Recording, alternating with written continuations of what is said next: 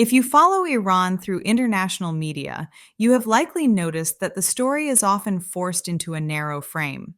Across news cycles, op-eds, and diaspora debates, two dominant hegemonic narratives keep reappearing. The first presents salvation as something imported. It portrays the Pahlavi brand, the United States, and Israel as the natural rescuers of the Iranian people.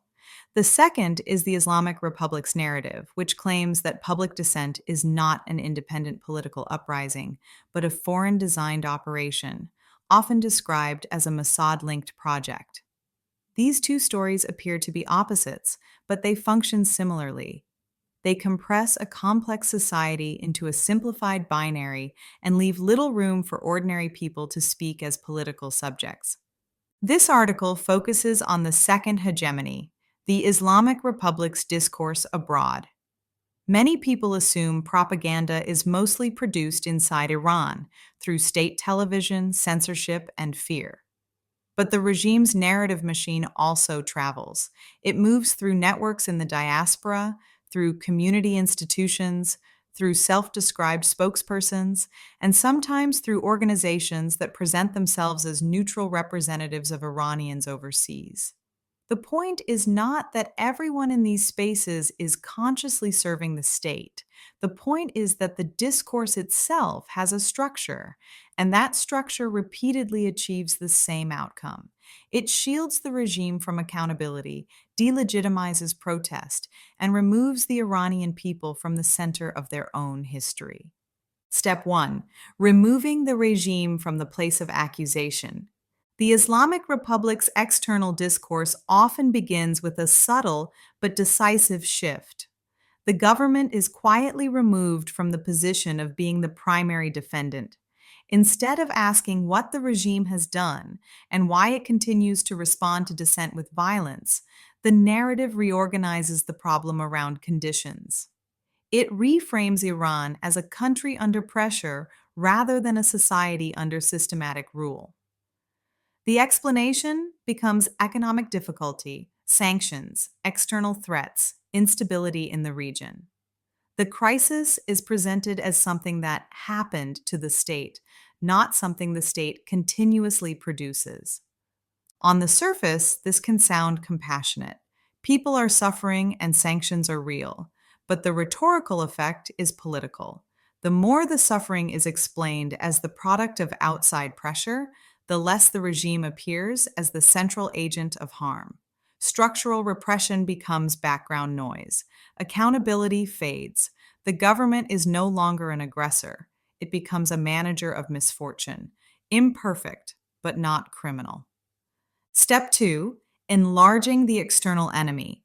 Once the state is protected through conditions, the discourse then amplifies the external enemy. War, intervention, and foreign interference are placed at the center of attention.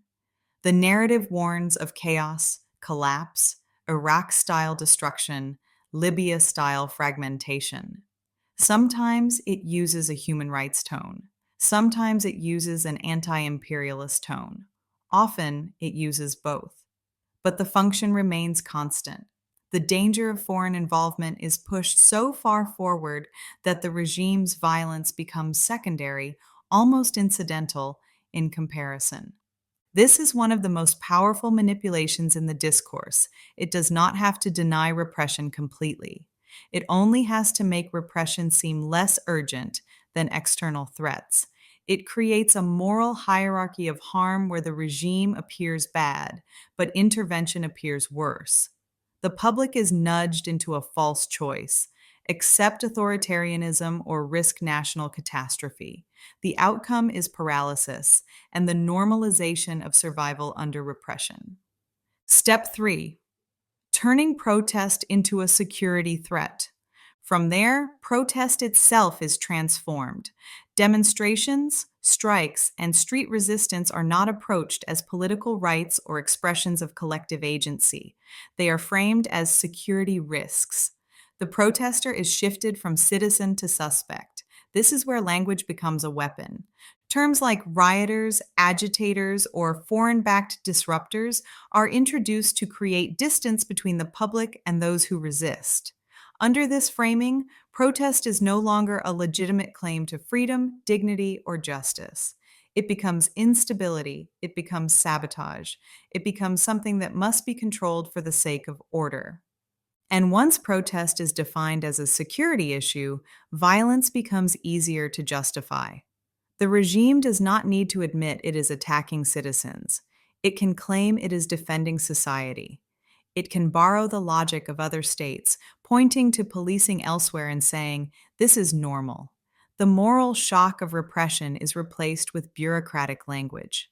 The question is no longer, why are people being killed?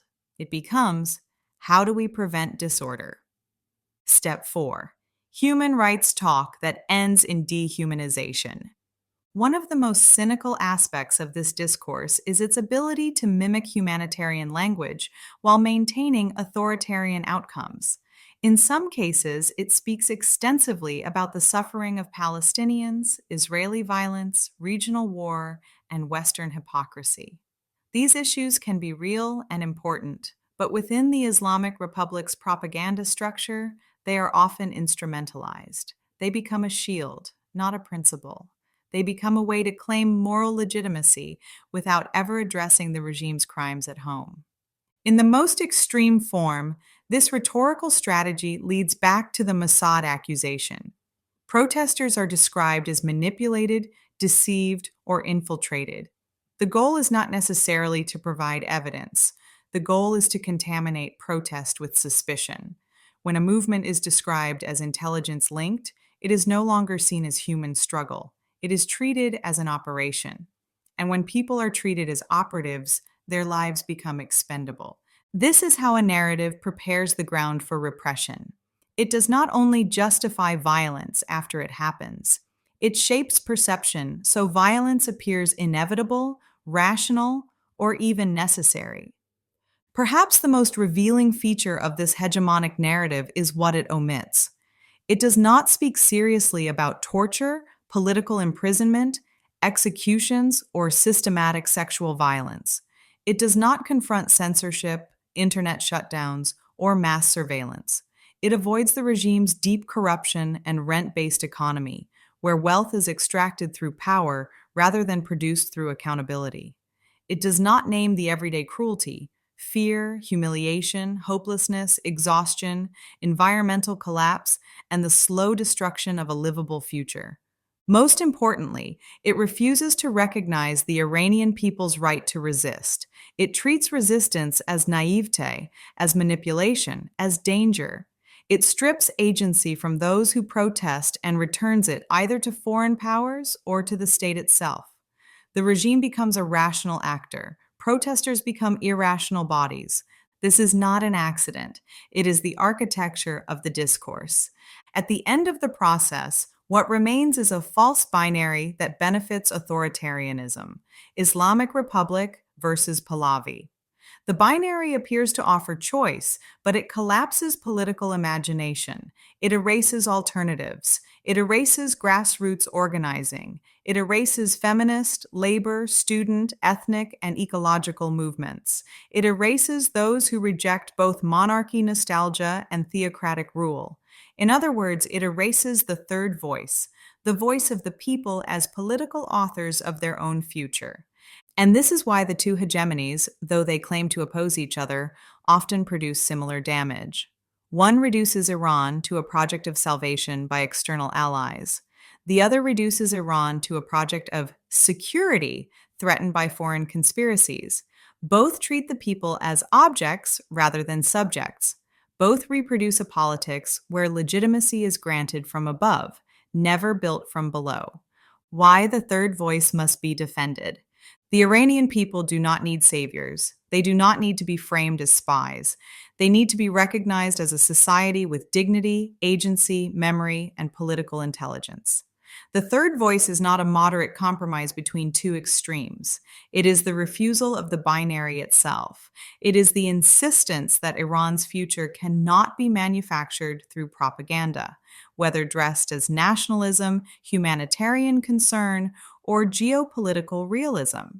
If Iran's history is not to be written in the name of others, then this voice must be protected wherever we live and in whatever language we can speak.